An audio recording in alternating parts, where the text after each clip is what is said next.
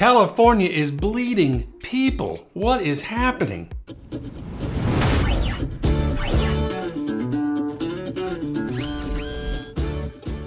Okay, the intro was a little melodramatic, but something is happening in California. The US Census numbers are out and the entire country is talking about it. Let me say right up front, I love the idea of California and I love California people. But the truth is, I've only been there to take a vacation, so I really don't know what it's like to live there.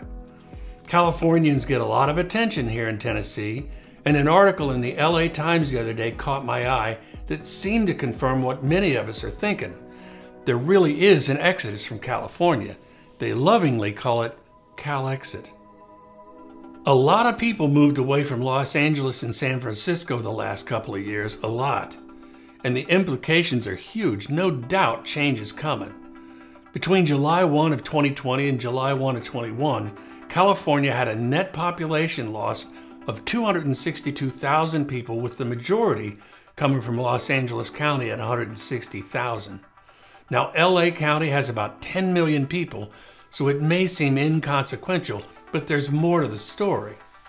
During the last 9 months of 2020, San Francisco losses went from 5,800 to 38,000. That's 650%. Hans Johnson, a demographer with Public Policy Institute of California, said these population losses does have implications for everything in the state, from which schools get shut down to how much transportation capacity is needed, and eventually to housing. Why is this happening?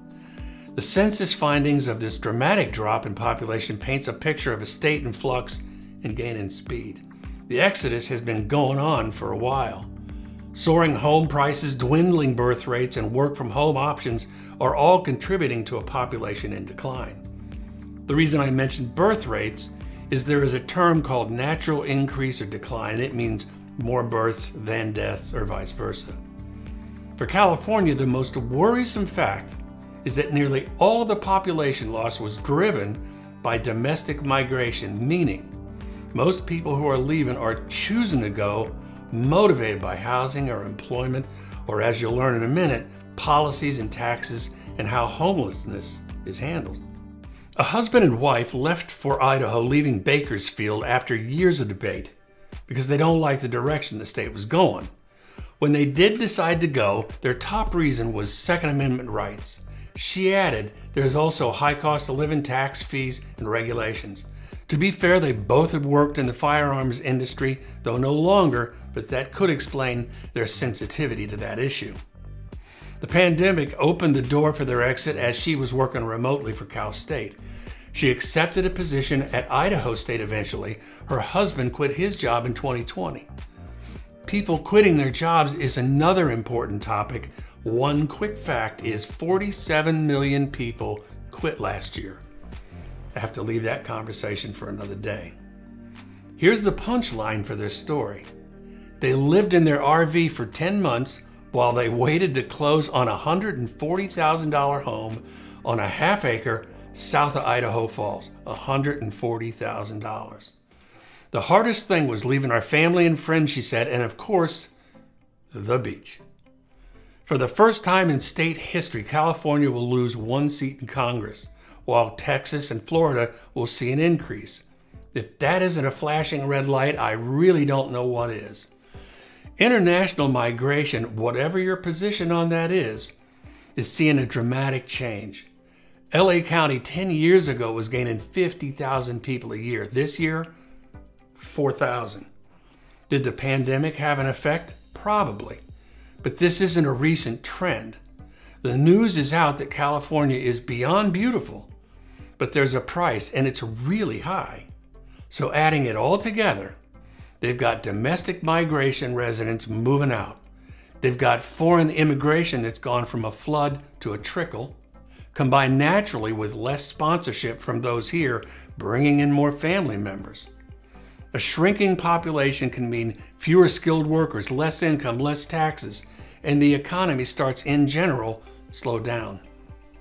A revealing bit of reasoning for leaving came from an immigrant from Peru who said seeing the homeless population growing out of control and nothing being done about it, started reminding him of where he left so many years ago.